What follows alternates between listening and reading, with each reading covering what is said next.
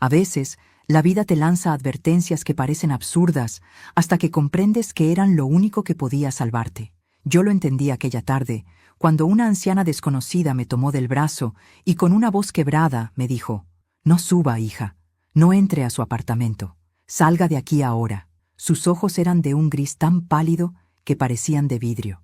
Llevaba un abrigo marrón gastado, el cabello blanco recogido con un pañuelo, y su mano temblaba al entregarme una nota arrugada. No supe qué hacer. Me quedé ahí, frente al ascensor, con el corazón acelerado. Todo parecía normal: el pasillo iluminado, el sonido del viento afuera, el olor a desinfectante que siempre impregnaba el edificio. Pero aquella mujer no encajaba, y sin embargo su mirada me atravesó el alma. La nota decía exactamente: «No entre a su apartamento, salga de aquí ahora». Me reí, nerviosa. Pensé que quizá era una confusión, que la pobre señora había perdido la cabeza. Pero cuando levanté la vista para preguntarle quién era, ya no estaba. Desapareció, sin ruido, sin dejar rastro.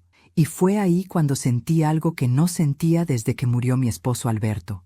Miedo de verdad. Pero antes de continuar, quiero hacerte una invitación muy especial. Suscríbete al canal y deja tu me gusta. Esto me ayuda a ver que me apoyas y disfrutas de mis historias. Y cuéntame en los comentarios desde qué ciudad nos estás viendo. Ahora continuemos. Tenía las llaves del apartamento en la mano. Miré hacia arriba, hacia el último piso, donde vivía sola desde hacía más de una década. Pensé en Alberto, en cómo siempre decía que uno debe escuchar su instinto. Y mi instinto me gritaba que esa mujer no estaba equivocada. Decidí bajar. Salí del edificio apurada, con la nota aún entre los dedos. Caminé hasta la esquina, sin entender del todo lo que hacía. Y entonces ocurrió. Una explosión ensordecedora sacudió el aire. Las ventanas del tercer piso, el mío, estallaron hacia afuera como si una mano invisible las hubiera arrancado. Gritos, humo, polvo. Caí al suelo, cubierta por fragmentos de vidrio y ceniza. La gente corría. Los autos frenaban, las sirenas comenzaban a sonar a lo lejos. Mi hogar, mi historia, en cuestión de segundos, se convirtió en ruinas. Me quedé allí, paralizada, mirando el fuego salir por el balcón de lo que fue mi sala. Y lo único que podía pensar era en esa anciana. ¿Quién era? ¿Cómo sabía lo que iba a pasar? ¿Por qué me había salvado? Los bomberos llegaron minutos después. Uno de ellos me ayudó a levantarme, cubriéndome con una manta térmica. ¿Vive usted en el piso 3? Preguntó. Asentí, sin poder hablar. Tuvo suerte, señora. Si hubiera estado adentro... No terminó la frase. No hacía falta. Mientras los rescatistas controlaban las llamas, me llevaron a un banco frente al edificio. Mis manos aún temblaban, pero lo que más me inquietaba era la sensación de que alguien me observaba. No era paranoia. Lo sentía. Levanté la mirada, y en la multitud vi, a lo lejos, una figura con un abrigo marrón. La anciana. Estaba parada bajo un farol, mirándome. No se movía, no sonreía, solo me observaba.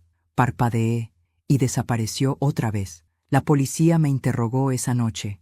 Querían saber si había dejado algo encendido, si cocinaba con gas, si tenía enemigos. No supe qué responder. Mi vida había sido sencilla desde que Alberto murió. Una jubilada más, sin hijos, sin demasiadas visitas. No tenía enemigos, al menos eso creía. Cuando volví al edificio, horas después, el olor a humo aún llenaba el aire.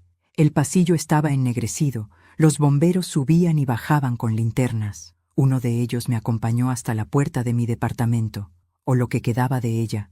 La cerradura se había fundido. Todo estaba destruido. Mis fotos, los muebles, el retrato de boda, las cartas de Alberto. Me quedé en el umbral, sin atreverme a entrar. En el suelo, entre los restos, encontré algo que me dejó sin aliento. Una rosa marchita, intacta, sin un solo rastro de humo, como si alguien la hubiera colocado allí después del fuego. Y junto a la rosa, una nueva nota, esta vez escrita con tinta azul. Esto no fue un accidente. Esa noche no dormí. Me alojé en un pequeño hotel del centro, incapaz de quitarme de la cabeza la voz de aquella mujer. Cerraba los ojos y la veía frente a mí, con su mirada fija, como si conociera algo que yo ignoraba. La explosión no podía ser una coincidencia. Alguien había estado dentro de mi apartamento antes de que yo llegara. ¿Pero por qué? ¿Y quién había dejado la segunda nota? A la mañana siguiente, regresé al edificio acompañada de un agente de policía. Revisamos los restos y, entre los escombros, encontraron restos de un dispositivo metálico, con cables y un temporizador carbonizado. El agente me miró con gesto serio. Señora Paredes, esto parece un artefacto casero. Alguien intentó hacerla volar. Sentí que el suelo desaparecía bajo mis pies. No era un accidente. Alguien quería matarme. Volví a mirar la nota, arrugada entre mis dedos. No entre a su apartamento. Aquella advertencia no había venido de una desconocida cualquiera. Me había salvado la vida, pero lo más perturbador era que nadie más la había visto. Ni los vecinos, ni los porteros, ni las cámaras del edificio. Para todos, esa mujer no existía. Esa noche, mientras observaba por la ventana del hotel, me di cuenta de algo que me heló la sangre. En el cristal, reflejada detrás de mí, se dibujaba una silueta, un rostro de cabello blanco y un pañuelo en la cabeza, y una voz que susurró: «Aún no estás a salvo, Norma». Dicen que cuando algo te arrebata todo de golpe, lo primero que pierdes no es lo material, sino el sentido de pertenencia. Eso sentí al ver las cenizas de mi hogar. No eran solo muebles y fotografías, era mi historia convertida en polvo. Cada rincón de ese apartamento había guardado los restos de mi vida con Alberto, mis silencios, mis rutinas, mis duelos, y ahora solo quedaba el olor metálico del fuego y una certeza quemando en el pecho. Alguien me quería muerta.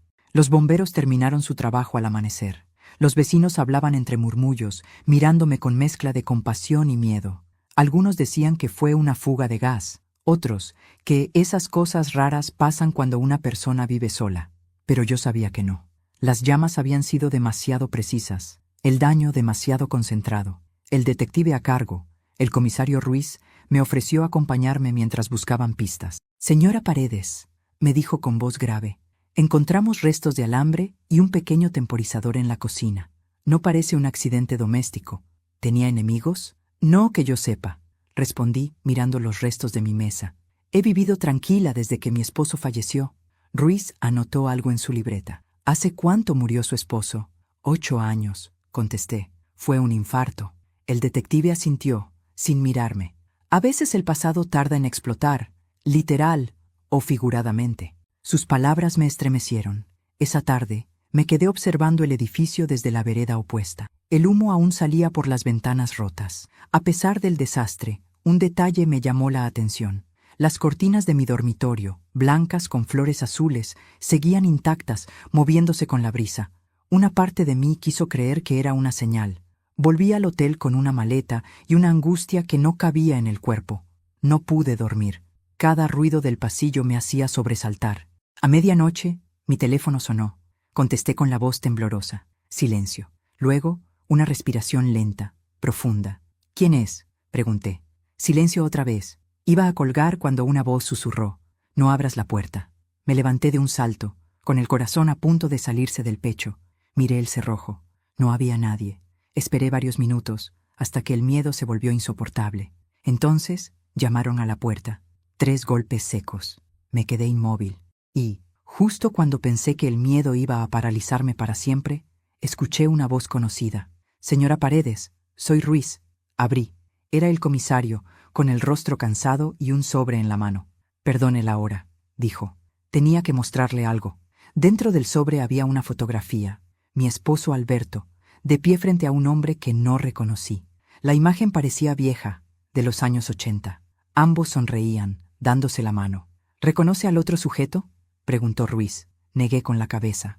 «Se llama Luis Gálvez, empresario, fundador de una constructora llamada Loyola y Asociados». El apellido me hizo estremecer. Loyola. Era el mismo que aparecía en el buzón del edificio, en el piso 7. Teresa Loyola, la anciana que me entregó la nota. «¿Por qué me muestra esto?», pregunté. Ruiz se recostó en la silla. «Porque según los registros, esa mujer murió hace 20 años, y porque la explosión no parece un hecho aislado». Guardó silencio un momento, como si calibrara sus palabras. Su esposo, Alberto, trabajó para esa empresa durante años. Renunció poco antes de morir. Hay indicios de que descubrió algo irregular, Me quedé helada. ¿Irregular? Desvíos de dinero, contratos falsos, licitaciones manipuladas. Gálvez fue investigado, pero el caso se archivó. Ruiz me miró fijamente. Su esposo dejó notas en su correspondencia, pero jamás se presentaron en la investigación. ¿Qué quiere decir?, pregunté, casi sin voz. Que alguien las hizo desaparecer. Me recosté esa noche sin poder dejar de pensar en Teresa Loyola. ¿Cómo podía una mujer muerta hace 2 décadas salvarme la vida? ¿Por qué conocía mi nombre, mi historia y el peligro que se acercaba? Miré por la ventana del hotel. Las luces de la ciudad parpadeaban como luciérnagas. Por un momento creí ver su reflejo en el vidrio. El abrigo marrón, el pañuelo blanco, el rostro sereno. Cerré los ojos y murmuré: gracias, sea quien sea. Pero cuando los abrí, vi algo que me heló. En la esquina del vidrio, una palabra escrita con el vaho del aire: Alberto. A la mañana siguiente, Ruiz me llamó. Necesito que venga a la estación. Encontramos algo entre los restos. Fui de inmediato. Sobre su escritorio había una caja chamuscada. Dentro, una libreta negra de cuero, con las iniciales AP grabadas. Estaba en lo que era su cocina, explicó. Parece un diario. Mis manos temblaron al tocarla. Era la letra de Alberto. Pasé las primeras páginas, fechas, nombres, anotaciones sobre reuniones, frases cortas, y luego una oración subrayada con tinta roja. Si algo me ocurre, Norma debe saber la verdad. Todo está en el piso 7. ¿Qué hay en el piso 7? Preguntó Ruiz. Yo no lo sabía, pero un escalofrío recorrió mi espalda al recordar el nombre en el buzón: Teresa Loyola. Volví al hotel antes del anochecer. Dejé la libreta sobre la mesa y la abrí de nuevo. En la última página había un dibujo: el pasillo del edificio, y al fondo un círculo rojo alrededor de una puerta: el departamento 703. Debajo, una frase escrita con trazo firme: ella sabe quién mató a Rafael. Rafael era el hermano menor de Alberto, muerto en un supuesto accidente de coche 10 años antes. Hasta ese momento, nunca había dudado de que fue un accidente. Me quedé mirando esas palabras durante horas, incapaz de apartar la vista.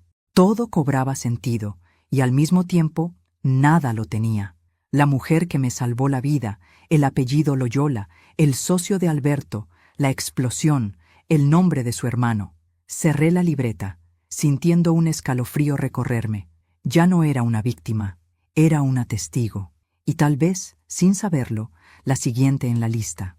Volver al edificio después de todo lo ocurrido fue una de las decisiones más difíciles de mi vida. El olor a humo aún impregnaba el aire, como si la tragedia se resistiera a irse. El ascensor no funcionaba, así que subí los escalones lentamente, sosteniendo la baranda oxidada con una mano y la libreta de Alberto con la otra. Cada paso resonaba en el pasillo vacío como un recordatorio de que estaba entrando en terreno prohibido. El 7º piso era el más alto del edificio, un corredor estrecho con solo 3 puertas: 701, 702 y 703. Mi corazón latía con fuerza cuando me detuve frente a esta última. El número estaba casi borrado, pero aún se distinguía.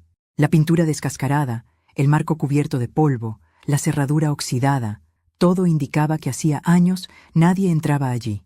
Y sin embargo, cuando acerqué el oído, escuché algo, un sonido leve, rítmico, pasos. Retrocedí un poco, miré hacia los lados del pasillo.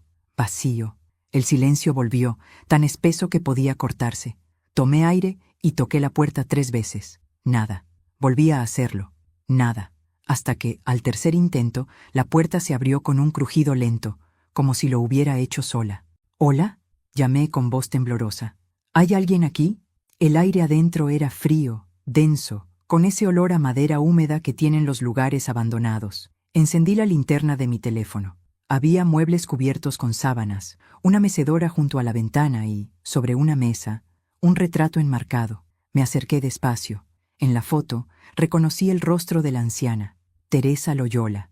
A su lado, un hombre que también me resultó familiar, Luis Gálvez. Sentí un escalofrío recorrerme el cuerpo. Debajo del retrato, una inscripción grabada en una placa metálica decía: «A mis amigos más fieles, Alberto y Teresa». Mis manos comenzaron a temblar. Esa casa no estaba vacía. Estaba llena de recuerdos y de secretos. Sobre la mesa había una caja de madera cerrada con una traba metálica. No tenía llave, pero al tocarla, noté que el metal estaba tibio, como si alguien la hubiera manipulado hace poco. La abrí con cuidado. Dentro había cartas, fotografías y un cuaderno de tapa verde. En la primera hoja, escrita con una letra temblorosa, decía: «Si estás leyendo esto, significa que la verdad ha comenzado a despertar. No confíes en Luis, él lo hizo». El corazón me dio un vuelco. Leí esas palabras una y otra vez. Él lo hizo. ¿Qué había hecho? ¿Asesinar a mi esposo? ¿A su hermano? Sentí que el aire se volvía más frío. La linterna del celular parpadeó y se apagó. La habitación quedó a oscuras. «¿Teresa?», murmuré. Un golpe seco resonó detrás de mí. Me giré de golpe. La mecedora se movía sola, despacio, rechinando en cada vaivén. Tragué saliva. No podía respirar. La puerta, que había quedado entreabierta, se cerró con un golpe tan fuerte que hizo vibrar las paredes. «Dios mío», susurré. La linterna volvió a encenderse sola. En la pared, sobre el empapelado gastado, alguien había escrito con carbón una frase. No estaba destinado a ella. Mis piernas flaquearon. Me apoyé contra la pared. ¿A qué se refería? ¿A mí? ¿A Alberto? ¿A Teresa? De pronto, una voz susurró muy cerca de mi oído. «No era a usted a quien querían destruir, Norma». Grité y me giré. Nadie. La linterna cayó al suelo. Salí corriendo del departamento, bajando las escaleras sin mirar atrás. Cuando llegué al 5º piso, el aire se volvió respirable otra vez. Me apoyé en la baranda, tratando de calmar el temblor en mis manos. Entonces, vi una figura al final del pasillo inferior. Una mujer de cabello blanco, con el mismo abrigo marrón. Teresa.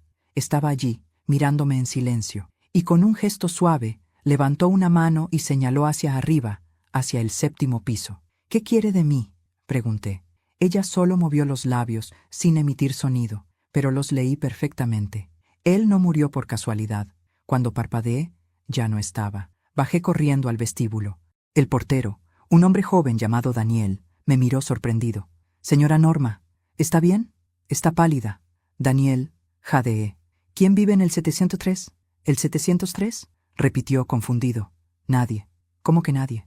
Está cerrado desde hace años. Era de una señora que murió antes de que yo empezara a trabajar aquí. Teresa, algo». «¿Loyola?» «Sí, eso. Loyola». «¿Cómo lo sabe?» Me quedé sin palabras. «¿Usted la conoció?» Insistí. «No». «Pero a veces, los vecinos del piso 5 dicen que escuchan la mecedora moverse por las noches». Tragué saliva. «¿Y las llaves de ese departamento? ¿Quién las tiene?» «Nadie», respondió él bajando la voz. «El dueño falleció y no hay herederos. Pero yo tenía la prueba en mis manos. Alguien había estado allí. Esa noche, en el hotel, abrí el cuaderno verde de Teresa y leí sus primeras páginas. Era un diario. Hablaba de una mujer llamada NP, a quien debía proteger. Luis no perdonará a Alberto por lo que descubrió. Tarde o temprano intentará silenciarla a ella también. Si llega el día, dejaré señales. Ella sabrá que fui yo». Me quedé paralizada. NP, Norma Paredes. Era mi nombre. Mi esposo había confiado en Teresa. Ella sabía que algo iba a pasar, y aún después de muerta, cumplió su promesa. Lloré en silencio, no solo por miedo, sino por gratitud. La vida, o quizá algo más allá de la vida, me había dado una segunda oportunidad. Sabía que lo que venía no sería fácil. Si Luis Gálvez había estado detrás de la muerte de Alberto y del intento de eliminarme, no se detendría. Cerré el diario y lo guardé bajo la almohada. Antes de apagar la luz, escuché un suave golpeteo en la ventana. Me acerqué, y sobre el alféizar había una rosa seca, idéntica a la que encontré tras la explosión. La tomé con cuidado, y en uno de sus pétalos, escrito con tinta casi invisible, se leía: «Aún falta la última verdad». Amanecí con la mente enredada entre miedo y determinación. El diario de Teresa Loyola no era una alucinación. Existía. Tenía mi nombre escrito y hablaba de una amenaza que había perseguido a mi esposo hasta su muerte. Por primera vez desde la explosión, sentí que no era víctima del azar, sino de una historia mucho más vieja que yo, y decidí continuar donde Alberto y Teresa se habían detenido. Encendí una lámpara sobre la mesa del pequeño hotel y repasé las últimas frases del cuaderno verde. «Si algo le ocurre, busque las cartas. Él las escondió en el lugar donde el fuego no puede llegar». Me quedé pensativa. Donde el fuego no puede llegar. Recordé el sótano del edificio, un espacio que ni las llamas ni los curiosos alcanzaron. Ahí guardaban viejos archivos, tuberías y cajas de mantenimiento. El lugar donde nadie entra, donde todo se olvida. Tomé mi abrigo, la libreta de Alberto y el diario de Teresa, y regresé al edificio. El portero Daniel me recibió con un gesto de sorpresa. «¿Otra vez por aquí, señora Norma? Necesito revisar el sótano. Dejé cosas allí hace tiempo. No sé si sea buena idea. Después del incendio el inspector dijo que estaba clausurado». «Tranquilo», le dije con una sonrisa forzada. «No tardaré». El ascensor aún no funcionaba. Bajé por la escalera de servicio, sintiendo cómo el aire se volvía más frío a cada escalón. El sótano olía a humedad, metal y tiempo. Encendí la linterna del teléfono y avancé entre tubos, cajas rotas y telarañas. El suelo estaba cubierto de polvo, pero había huellas recientes. No era la primera en entrar allí. Seguí el rastro hasta una esquina donde descansaban viejos archivadores oxidados. El diario de Teresa mencionaba una marca. Busqué con la linterna y la encontré. Una cruz tallada en la pared, casi imperceptible. A su lado, una placa metálica sobresalía del concreto. Me arrodillé, limpié el polvo y al hacerlo, mis dedos rozaron un hueco oculto. Saqué con esfuerzo una caja envuelta en un plástico grueso. Dentro, un fajo de cartas amarillentas, atadas con un lazo rojo. En la primera, escrita por Alberto, leí: «Teresa, si algo me ocurre, protege a Norma. Gálvez no descansará hasta quedarse con todo. Descubrí los contratos falsos y los nombres detrás del dinero. No confíes en la policía. Hay manos sucias entre ellos». Sentí un escalofrío recorrerme. Mi esposo había estado investigando una red de corrupción en su propia empresa. Y Luis Gálvez, su amigo de juventud, era el centro de todo. Otra carta, más reciente, decía: «Norma no debe saber todavía. Si la involucro, corre peligro. Pero si Teresa recibe esto, es porque ya no hay vuelta atrás». Las lágrimas me nublaron la vista. Alberto había muerto tratando de protegerme, y ahora, 8 años después, su advertencia aún ardía viva. De pronto, escuché un sonido metálico detrás de mí. Me giré. La puerta del sótano se había cerrado sola. «¿Daniel?», llamé, intentando sonar tranquila. Nada. La linterna parpadeó, y entonces lo escuché. Pasos, lentos, medidos, avanzando desde la oscuridad. «¿Quién está ahí?», pregunté. Una voz masculina respondió con tono burlón: «No debiste volver, Norma». El haz de luz alcanzó fugazmente un rostro. «Luis Gálvez». Retrocedí, apretando las cartas contra el pecho. «¿Qué hace aquí?», balbuceé. «Terminar lo que debí hacer hace años», dijo con calma. «Tu marido era un hombre inteligente, pero demasiado justo. Pensó que podía delatarme. Y mira cómo terminó». «Usted», mi voz se quebró. «Usted lo mató». «No lo maté», respondió, sonriendo con crueldad. «Solo me aseguré de que nadie lo escuchara». Avanzó un paso más. «¿Y tú, querida Norma? Debiste quedarte lejos, pero Teresa te trajo de vuelta, ¿verdad? Siempre metiendo la nariz donde no debe». «Teresa, está muerta», dije. «Sí», replicó él, «pero parece que olvidó descansar». El aire se volvió gélido. Una corriente recorrió el pasillo, apagando la luz. Gálvez miró a su alrededor, desconcertado. «¿Qué fue eso?», murmuró. Y antes de que pudiera reaccionar, la puerta se cerró de golpe, dejando todo en penumbra. Una voz, clara y femenina, resonó entre las paredes. «No más, Luis». Él giró en círculos, buscando el origen. «¿Quién está ahí?». Yo supe enseguida quién era. El eco parecía venir de todas partes y de ninguna.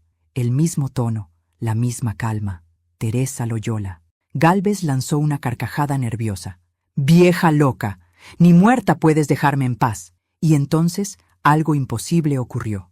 Las luces parpadearon, los archivadores vibraron y una sombra se dibujó sobre la pared. Una figura femenina, alta, envuelta en un resplandor pálido. Gálvez retrocedió, tropezando. «No, no puede ser». Yo estaba paralizada. El miedo se mezclaba con una extraña sensación de justicia. Teresa no hablaba con palabras, su presencia lo decía todo. El aire se volvió pesado. Las cartas en mis manos parecían latir. «La verdad siempre encuentra la salida», susurró la voz. Un grito desgarrador rompió el silencio. La sombra desapareció. Cuando encendí la linterna, Gálvez estaba en el suelo, jadeando, con los ojos desorbitados, no muerto, pero quebrado. «Aléjese de mí», gritó. «Yo no toqué la cocina. Fue Ricardo, el ingeniero. Yo solo lo pagué». Esa confesión era todo lo que necesitaba. Subí del sótano con las cartas en una mano y el teléfono en la otra. Llamé a la policía. Minutos después, Ruiz y su equipo llegaron. Encontraron a Gálvez tirado, incoherente, repitiendo el mismo nombre una y otra vez. «Teresa, Teresa». Ruiz me miró con gesto confuso. «¿Quién es Teresa?» «Una amiga», respondí. «Una que sigue cumpliendo su palabra, incluso después de la muerte». Esa noche, de vuelta en el hotel, extendí las cartas sobre la cama. Eran más de 20, algunas dirigidas a Teresa, otras a mí. En cada una, Alberto dejaba más pruebas, fechas, cifras, testigos, nombres de funcionarios comprados. El fuego no las había alcanzado porque él las escondió donde el fuego no podía llegar, el sótano del edificio.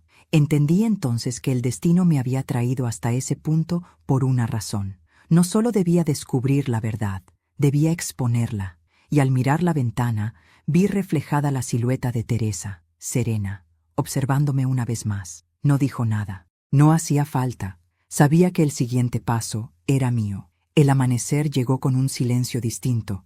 No era el silencio de la calma, sino el de las cosas que están a punto de revelarse. Luis Gálvez había sido detenido esa madrugada, pero la investigación recién comenzaba. El comisario Ruiz me llamó a primera hora para pedirme que me acercara a la comisaría. «Tenemos su testimonio, señora Paredes, pero necesitamos corroborar algunos detalles», me dijo. «El señor Gálvez insiste en que todo fue un malentendido». «Malentendido», pensé. Qué palabra tan pequeña para encubrir tanta maldad. Mientras caminaba hacia la estación, repasé mentalmente todo lo que había vivido en esos días: la nota, la explosión, el diario de Teresa, las cartas de Alberto. Era como si el pasado se hubiese abierto de golpe, exigiendo justicia después de años de silencio. Y ahora me tocaba a mí sostener la verdad frente a quien había destruido mi vida. En la comisaría, Ruiz me acompañó hasta una sala con un gran vidrio oscuro. «Puede verlo desde aquí», me dijo. «Está en el otro lado». Y ahí estaba, Luis Gálvez. Vestía un traje arrugado, la mirada cansada y el aire altivo de quien aún se cree intocable. Tenía la cabeza entre las manos, murmurando cosas que no podía oír. «Desde que lo detuvimos», me explicó Ruiz, «no deja de repetir el nombre de una mujer. Teresa». «Sí», susurré. «Teresa Loyola». Ruiz me miró sorprendido. «¿Cómo puede saberlo?» «Porque ella fue quien lo delató». El comisario frunció el ceño. «Señora Paredes, esa mujer murió hace 20 años». «Lo sé», respondí con firmeza. «Pero no todos los muertos descansan cuando hay injusticia». Cuando salí de la sala, me pidieron declarar oficialmente. Relaté todo: la advertencia en el pasillo, la nota, las cartas, la confesión en el sótano. Ruiz escuchaba en silencio, tomando apuntes. «Tiene coraje, señora Paredes», dijo al final. «Pocas personas se enfrentarían así a su propio miedo». «No lo hago por valor», respondí. «Lo hago porque alguien debe hacerlo». Al salir, el cielo estaba gris, como si también esperara algo. Me detuve en la vereda, respiré hondo y miré hacia arriba. Por un instante, me pareció ver en las nubes la silueta de una mujer con un pañuelo blanco. No supe si era mi imaginación o una señal, pero sentí un nudo en la garganta. Sabía que aquello aún no había terminado. Antes de continuar, dime aquí en los comentarios qué te está pareciendo esta historia hasta ahora y qué harías tú en mi lugar. No te vayas del video, porque lo que viene a continuación te pondrá la piel de gallina. Ahora, continuemos. A la mañana siguiente, recibí una llamada inesperada. Era Ruiz otra vez, con voz tensa. «Necesito que venga al Hospital Central. El señor Gálvez sufrió un episodio nervioso anoche. Está pidiendo verla». «¿A mí?» «Sí. Dice que tiene algo que entregarle». Mi primer impulso fue negarme, pero algo me dijo que debía ir. El destino no suele dejar cabos sueltos. El hospital olía a desinfectante y cansancio. Los pasillos estaban llenos de murmullos. Ruiz me acompañó hasta una habitación aislada. Allí estaba Gálvez, sentado, con la mirada perdida. Tenía las manos esposadas a la cama y una expresión que ya no era de soberbia, sino de miedo. Cuando me vio entrar, sonrió con una mezcla de alivio y delirio. «Sabía que vendrías, Norma. Siempre fuiste curiosa, igual que Alberto.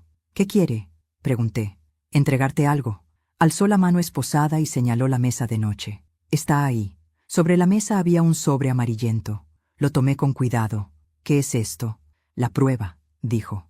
«El documento que él me obligó a firmar antes de morir». Pensé que lo había destruido, pero reapareció. Su voz temblaba.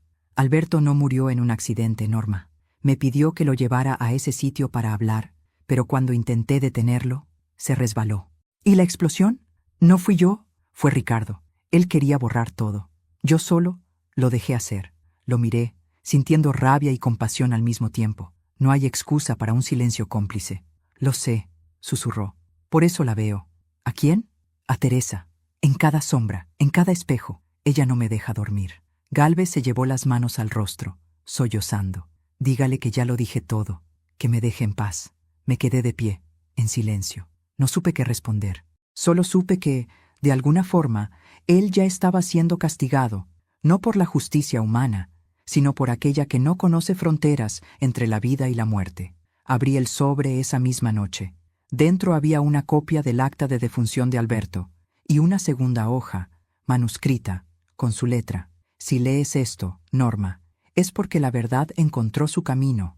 Teresa te guiará, aunque no la veas. Lo que comenzó con fuego, terminará con luz». Lloré como no lo hacía desde hacía años. No por tristeza, sino por la certeza de que mi esposo y Teresa habían planeado todo, incluso desde antes de morir, para que la verdad saliera a la superficie. El día siguiente fue una tormenta mediática. Los periódicos hablaron del caso Gálvez, del fraude, de las pruebas halladas, del testimonio de la viuda que había sobrevivido a un intento de asesinato. Pero lo que nadie sabía era que yo no estaba sola en esa lucha. Cada noche, al apagar la lámpara, sentía una presencia cálida, una calma inexplicable, y en el silencio, una voz apenas perceptible, la de Teresa, murmurando: «Ya falta poco, hija, ya casi». Sabía que aún quedaba una última verdad, y que pronto, el fuego que casi me consumió se transformaría en el arma de mi venganza. Dormí mal aquella noche. El sobre con la carta de Alberto descansaba bajo mi almohada como si pesara toneladas. Cada vez que cerraba los ojos, escuchaba su voz, lejana, mezclada con la de Teresa, llamándome desde algún rincón invisible. Era una sensación imposible de explicar. No era miedo, era presencia. El reloj marcaba las 3 de la madrugada cuando un leve murmullo me despertó. Abrí los ojos. La habitación estaba en penumbra, pero el sonido era claro, un susurro que venía de la pared, justo detrás del cabecero. «Norma». Me quedé inmóvil. «Norma». Sigue las voces. Me incorporé lentamente. No había nadie, pero el aire estaba helado. Fui hasta el interruptor, encendí la luz y todo quedó en silencio. Miré mi reflejo en el espejo del armario. Tenía la piel pálida y los ojos hundidos. «Estoy perdiendo la cabeza», pensé. Pero algo dentro de mí sabía que no era una alucinación. Las voces querían decirme algo. A la mañana siguiente, regresé al edificio. El comisario Ruiz me había pedido que evitara volver, pero yo no podía quedarme quieta. El portero, Daniel, me saludó con un gesto nervioso. «Señora Norma, ¿otra vez aquí?», preguntó. «Sí, necesito recoger algo del 3er piso», mentí. Él dudó un instante, pero finalmente me dejó pasar. Subí las escaleras despacio. El eco de mis pasos parecía responderme. Cuando llegué al pasillo del 3er piso, mi piso, el aire tenía un olor distinto. Ya no olía a humo ni a ceniza, sino a flores marchitas. Y ahí estaba, la rosa seca, sobre el suelo, justo donde la encontré el primer día después de la explosión. Solo que esta vez no estaba sola. Había otra junto a ella. Me incliné para recogerlas y noté algo. Una línea fina de polvo se extendía desde las flores hasta la pared del fondo. Me acerqué. Era una grieta, muy delgada, pero larga, y al apoyar la mano, sentí un leve soplo de aire, como si del otro lado alguien respirara. Decidí regresar por la tarde con herramientas. Alquilaría un martillo y una linterna, me dije. Pero al llegar a la ferretería del barrio, el dueño, un anciano que me conocía de años, me detuvo. «¿Va a arreglar algo, doña Norma?» «Solo una pared vieja», contesté. Él frunció el ceño. «¿En el edificio Loyola?» «Sí». «¿Cómo lo sabe?» «Mi hermano trabajó allí hace tiempo. Dicen que hay pasillos sellados desde los años 80, cuartos que nunca se abren». Un escalofrío me recorrió. pasillos sellados. ¿Sería uno de esos el que estaba detrás de mi pared? Esa noche regresé con una linterna y un pequeño martillo. El edificio estaba casi vacío. Daniel ya se había marchado. Encendí la linterna y caminé hasta mi antiguo apartamento. El silencio era tan profundo que podía oír el zumbido de mis propios pensamientos. Golpeé la pared. Sonó hueca. 1, 2, 3 veces, hasta que un fragmento de yeso se desprendió, dejando ver un espacio oscuro. Metí la linterna. Lo que vi me dejó sin aliento. Había un cuarto oculto, pequeño, cubierto de polvo, con una sola silla de madera y una mesa. Sobre ella descansaba una grabadora antigua, del tipo que Alberto usaba en sus reuniones de trabajo, y al lado una cinta etiquetada con tinta roja. Reunión final, 2014. Mis manos temblaban. Coloqué la cinta en la grabadora y presioné play. Un zumbido, y luego la voz de mi esposo. Luis, esto no puede seguir. Lo que estás haciendo es un crimen. Luego, otra voz, más fría, más calculadora. Cállate, Alberto. Nadie va a creerte. Todos están conmigo. No me importa. Lo diré igual. Ya le conté a Teresa. Silencio. Un golpe seco. Y un grito ahogado. La cinta se detuvo abruptamente. Sentí que el suelo se movía bajo mis pies. Mi corazón latía con fuerza. Había escuchado la muerte de mi esposo, su asesinato. Caí de rodillas, llorando. El sonido de su voz, el miedo en sus palabras, era más real que nunca. Y entonces un susurro detrás de mí me hizo girar. Ya lo sabes, hija. Teresa estaba allí, o su sombra, o su eco. Su silueta se delineaba junto a la pared, tenue, pero inconfundible. ¿Por qué yo?, pregunté entre sollozos. ¿Por qué me eligieron a mí? Porque tú eres la única que no olvidó. ¿Y qué quiere que haga ahora? Que lo termines. La figura se desvaneció con el aire, y cuando me incorporé, noté algo que antes no estaba. Debajo de la mesa, una carpeta con el sello de la empresa Loyola & Asociados. Dentro había documentos, contratos y nombres. Todo lo que podía hundir a Luis Gálvez y a su red de corrupción. Salí de allí con la carpeta en los brazos. El pasillo parecía más largo, más oscuro, pero, en el fondo, sentía que cada sombra del edificio me acompañaba, como si los muertos que guardaban silencio por años ahora caminaran conmigo. Al cruzar la puerta principal, una ráfaga de viento me golpeó el rostro. La carpeta casi se me escapó de las manos, y una hoja cayó al suelo. La levanté y leí una frase escrita a mano, con la caligrafía de Alberto. La verdad no se quema. Espera. Y supe, sin ninguna duda, que mi esposo me había dejado todo preparado. Teresa me guió, pero fue él quien me marcó el camino. Esa noche no dormí. Sentada frente a la ventana del hotel, observé las luces de la ciudad y pensé en lo que haría al día siguiente. No bastaba con revelar la verdad, tenía que hacerlos pagar. A la mañana siguiente, amanecí con una decisión tomada. Ya no podía callar más. Demasiados años de silencio, de miedo, de vivir creyendo que la muerte de Alberto había sido un accidente. La carpeta que había encontrado detrás de aquella pared no solo contenía documentos financieros, contenía la historia oculta de nuestras vidas. Cada hoja era una pieza de un rompecabezas macabro, contratos falsificados, sobornos, firmas alteradas. Pero lo que me heló la sangre fue una carta al final, firmada por Teresa Loyola, dirigida a mi esposo. Alberto, si algo me sucede, asegúrate de que Norma sepa quién fui realmente. No puedo seguir viviendo con esta culpa. No solo fui tu amiga, fui la mujer que traicionó a Luis antes de traicionarte a ti. Me quedé paralizada. Teresa, ¿traicionó a Luis y a Alberto? Leí de nuevo. En las líneas siguientes, ella lo explicaba todo. Había sido secretaria de Luis Gálvez en los años 80, conocía los manejos turbios de la empresa y fue su cómplice por miedo y necesidad. Pero cuando conoció a Alberto, un hombre honesto, incorruptible, diferente, decidió confesarle todo. Desde ese día, Luis juró vengarse. La historia encajaba. Teresa había intentado redimirse ayudando a mi esposo, y décadas después me salvó a mí para terminar lo que no pudo en vida. Fui directamente a la comisaría con las pruebas. Ruiz me recibió con una mezcla de incredulidad y respeto. ¿Qué trae ahí, señora Paredes? El resto del infierno, respondí, dejándole la carpeta sobre el escritorio. Revisó los documentos en silencio. su rostro endureciéndose a cada página. Con esto, dijo finalmente, no solo cae Gálvez, cae toda su red. Hay políticos implicados. No me importa quién caiga, le respondí. Quiero justicia. La tendrá, se lo prometo. Ruiz hizo una pausa, pensativo. Pero hay algo que aún no entiendo. ¿Cómo consiguió usted todo esto? Lo miré directamente. No fue solo mi esposo quien me ayudó, fue Teresa Loyola. Él sonrió, como quien no quiere contrariar a una anciana. ¿La mujer que murió en 2003? Asentí. Sí, la misma. Entonces, dijo él, guardando silencio un instante, dígale que la justicia le da las gracias. Esa noche, el edificio volvió a ser un escenario silencioso. Fui al piso 7 una vez más. Llevaba conmigo una flor blanca. La puerta del 703 seguía cerrada, pero algo en el aire había cambiado. No había frío, ni esa sensación densa de las veces anteriores. Solo paz.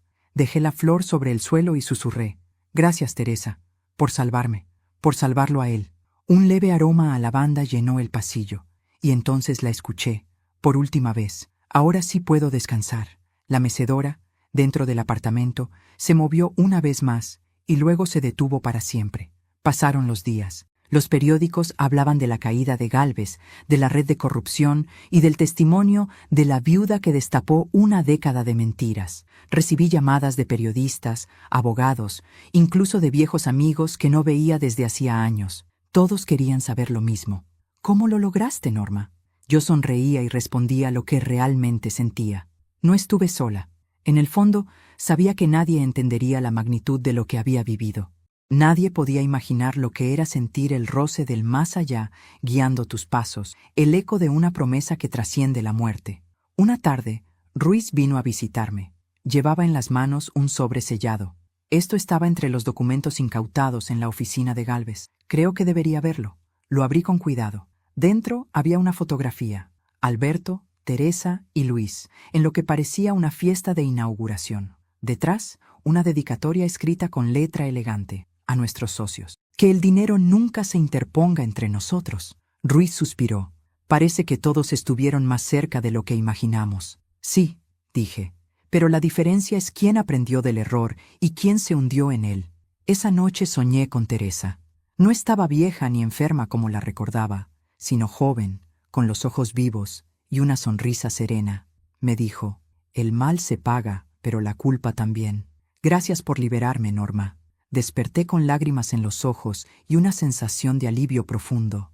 Era como si el edificio entero hubiera exhalado un suspiro. Las paredes ya no crujían, las sombras ya no acechaban. Por fin, la verdad estaba enterrada, y los fantasmas, los reales y los metafóricos, podían descansar. Sin embargo, algo dentro de mí sabía que aún quedaba una última pieza del rompecabezas. Porque en medio de toda la justicia, la exposición mediática y las felicitaciones, seguía sin entender algo. ¿Por qué el fuego? ¿Por qué justo ese día, esa hora? Y entonces recordé una frase de Alberto, anotada al margen de su libreta. La muerte no es el final, sino el inicio del mensaje. Miré por la ventana, hacia el edificio. Las luces del piso 3, mi antiguo hogar, parpadearon 2 veces. Como si alguien desde el otro lado me dijera, aún no te vayas, falta la venganza. Creí que todo había terminado, que al fin la justicia había hablado y que los fantasmas, de carne y de sombra, podían descansar. Pero a veces, cuando el silencio se instala demasiado rápido, es porque algo aún se mueve debajo, y esa paz que tanto esperaba empezó a resquebrajarse apenas 3 días después de la caída de Gálvez. Todo comenzó con una llamada.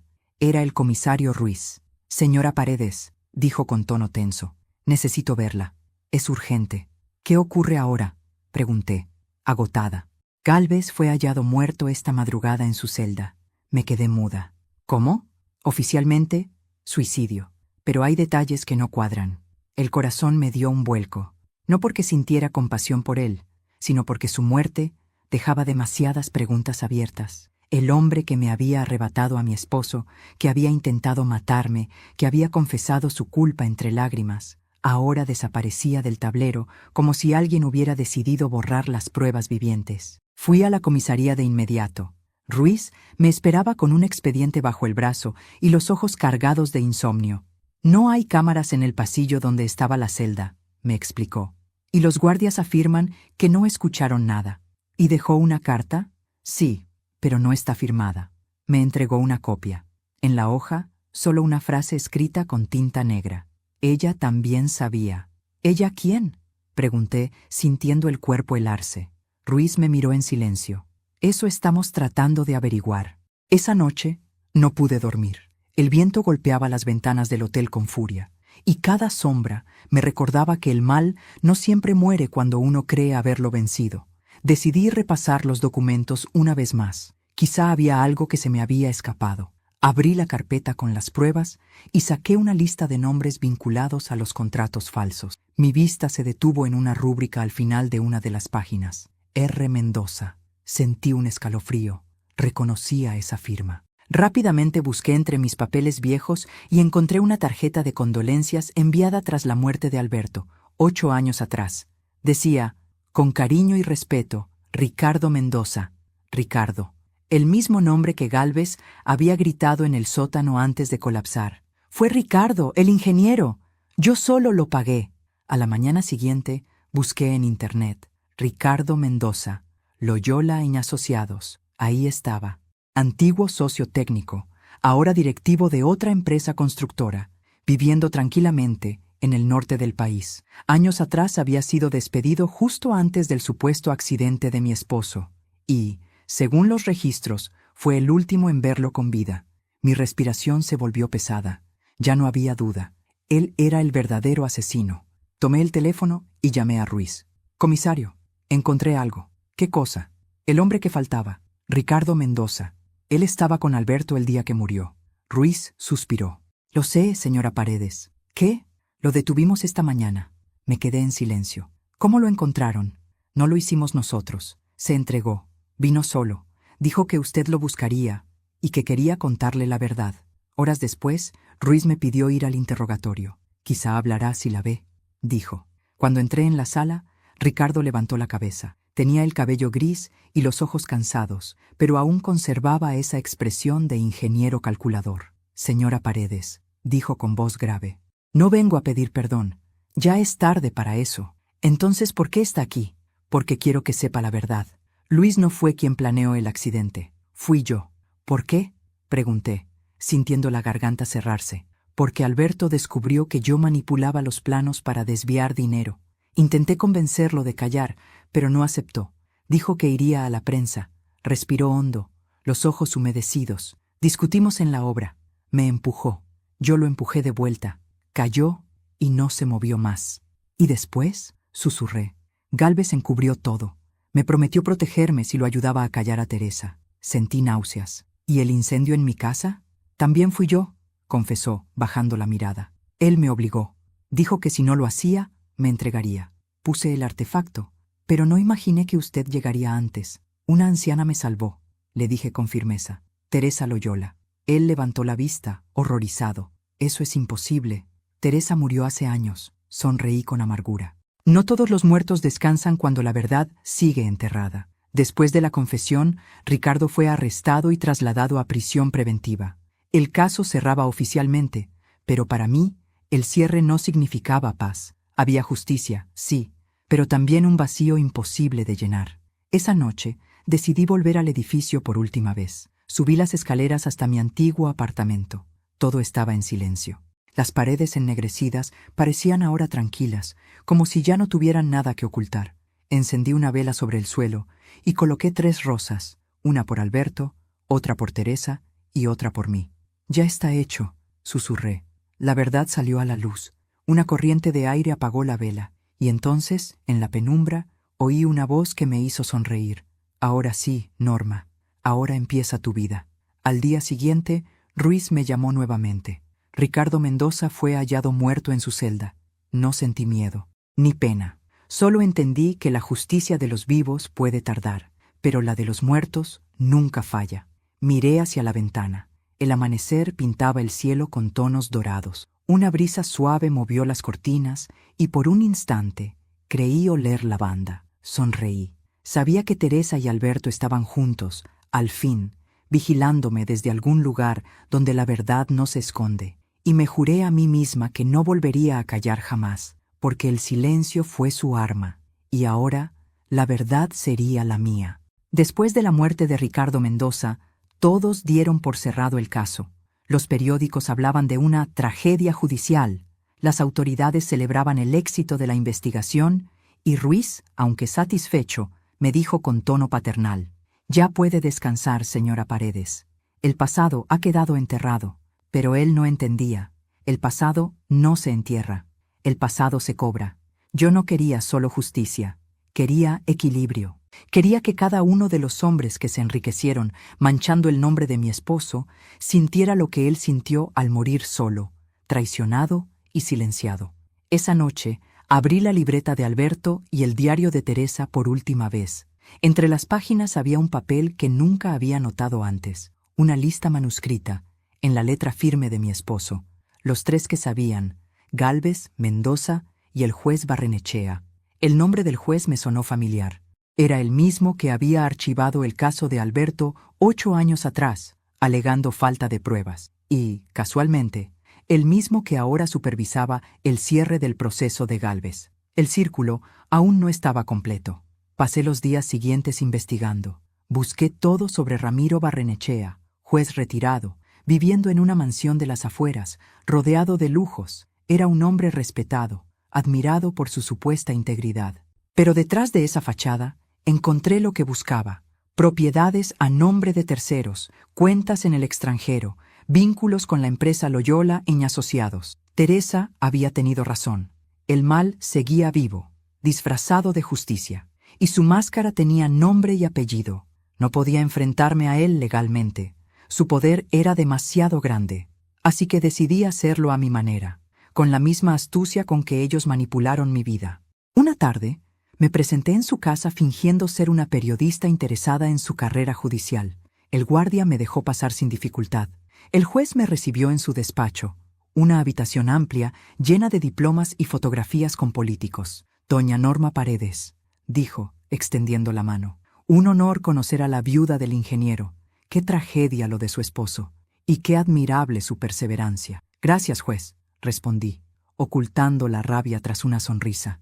«No vengo por mí, sino por él». Saqué de mi bolso una carpeta idéntica a la que había entregado a Ruiz, pero con algo más: una copia de los documentos que probaban sus sobornos. La dejé sobre la mesa, sin abrirla. «¿Sabe?», le dije con voz serena. «La justicia terrenal a veces tarda, pero la otra nunca se olvida». El hombre rió con nerviosismo. «No entiendo de qué me habla». «Claro que entiende. Usted fue quien archivó el caso. Usted recibió el dinero. Usted firmó la condena de mi esposo». Su rostro cambió.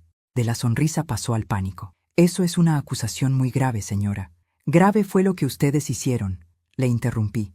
«Pero no se preocupe, no vine a amenazarlo. Vine a avisarle». «¿Avisarme? ¿De qué?» «De que ya no está solo. Teresa está con ustedes». El color se le fue del rostro. «¿Qué dijo?», dije. «Teresa. Loyola. ¿Le suena ese nombre?». El juez se levantó bruscamente, trastabillando hacia la ventana. «Ella está muerta». Eso pensaban todos. En ese momento, el reloj del despacho se detuvo. Las luces parpadearon. Un viento helado recorrió la habitación, aunque todas las ventanas estaban cerradas, y, desde el pasillo, se escuchó el sonido de una mecedora moviéndose lentamente. El juez giró, aterrorizado. «¿Qué es eso?», susurró. Yo no respondí. Solo observé cómo su cuerpo temblaba mientras una sombra blanca se formaba detrás de él, reflejada en el vidrio del ventanal. «Ramiro». La voz resonó como un eco lejano. Él gritó. La mecedora se detuvo. Cuando el silencio regresó, el hombre cayó de rodillas, jadeando. Me miró con los ojos desorbitados. «Por favor, haga que se detenga». Me acerqué despacio. «No puedo. Ya no depende de mí». Tomé la carpeta de la mesa y susurré. «Esto es lo que ustedes dejaron encendido, y ahora se está quemando». Salí de la casa sin mirar atrás. Minutos después, las sirenas resonaron a lo lejos. El juez Barrenechea había muerto de un infarto fulminante. Esa noche, al llegar al hotel, me asomé a la ventana. Las luces del edificio Loyola titilaban, como si el alma del lugar respirara tranquila al fin. En el reflejo del vidrio vi, por última vez, las figuras de Alberto y Teresa juntos. Sonreían. «Lo logramos», susurré. El viento trajo un murmullo suave, casi imperceptible. El fuego terminó. Ahora puedes vivir. Me quedé allí, mirando el amanecer. Por primera vez en años, sentí paz. La justicia había hablado. Y la venganza, también. Han pasado 6 meses desde aquella noche. 6 meses desde que el juez Barrenechea murió y el eco del pasado finalmente se disipó. A veces, cuando cierro los ojos, puedo sentir aún el olor del humo, el crujir de la madera quemada y el sonido de la mecedora que marcó el destino de todos nosotros. Pero ya no me atormenta. Ahora, esos recuerdos me pertenecen. Son la prueba de que sobreviví y de que lo que parecía una maldición fue, en realidad, una forma de redención.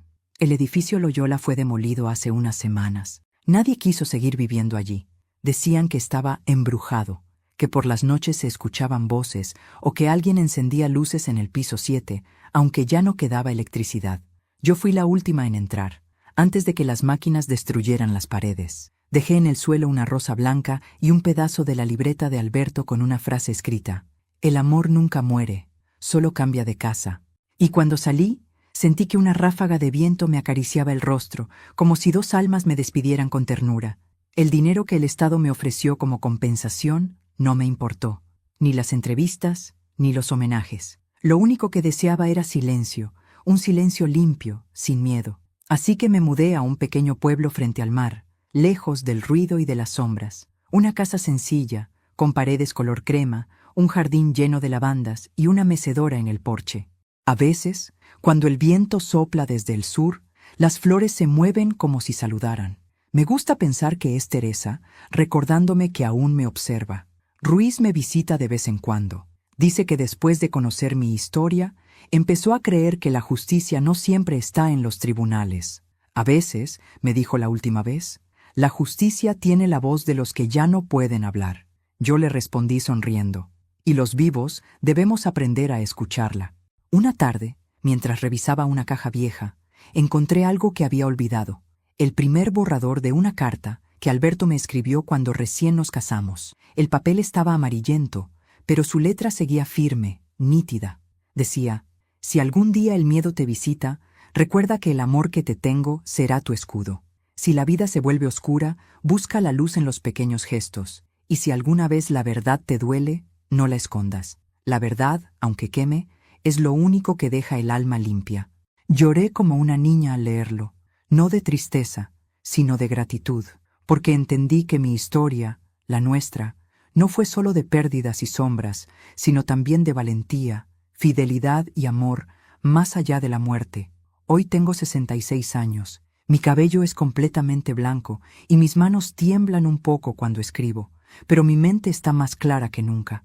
He decidido dejar mi testimonio por escrito, no para buscar fama ni compasión, sino para que nadie olvide lo que aprendí, que el silencio es cómplice, que la justicia necesita voces, y que incluso los fantasmas merecen descansar en paz cuando alguien les devuelve su verdad. He titulado mi libro Las voces del pasillo, en honor a aquella nota que cambió mi destino. No entre a su apartamento, salga de aquí ahora. Esa advertencia, escrita por una mano invisible, fue el comienzo de todo. Hace unas noches, mientras miraba el mar desde mi mecedora, escuché algo que me heló y me reconfortó al mismo tiempo. El sonido suave de 2 voces entrelazadas, como un susurro en el viento. «Gracias, Norma». No sé si era un sueño o una despedida. Quizás ambas cosas. Sonreí. Respondí en voz baja: «Gracias a ustedes». El mar rugía en la distancia, y comprendí que, aunque mi vida había sido marcada por el fuego, ahora estaba hecha de agua y calma. El fuego purifica, pero el mar sana. He aprendido que la venganza no siempre es odio. A veces es simplemente equilibrio. El mundo debe volver al orden que le quitaron los cobardes. Y cuando ese equilibrio se logra, el alma se libera. A veces pienso que Alberto y Teresa se encontraron en algún lugar del otro lado, que caminan juntos por un pasillo luminoso, sin culpas, sin miedo, riendo de las ironías de la vida, y que cada vez que el viento sopla sobre las lavandas, es su manera de decirme que están bien. Un día, Ruiz me llamó para contarme algo curioso. Durante la demolición del edificio Loyola, uno de los obreros encontró una pequeña caja metálica entre los escombros. Dentro había una cinta de audio intacta. La reprodujeron, y una voz femenina, dulce y firme, dijo. Si escuchan esto, la verdad ya está libre. Gracias por no rendirse, Norma. Cuando me lo contó, me quedé en silencio. No era necesario oír la cinta para saber quién hablaba. Solo dije, ella siempre cumple sus promesas. Han pasado los meses y sigo sintiendo su compañía. No de manera sobrenatural, sino como una paz constante que me rodea. El tipo de paz que uno siente cuando todo encaja, cuando el corazón por fin deja de cargar culpas ajenas. Cada tarde preparo té para 3, uno para mí, otro para Alberto y otro para Teresa. Es mi manera simbólica de mantenerlos conmigo.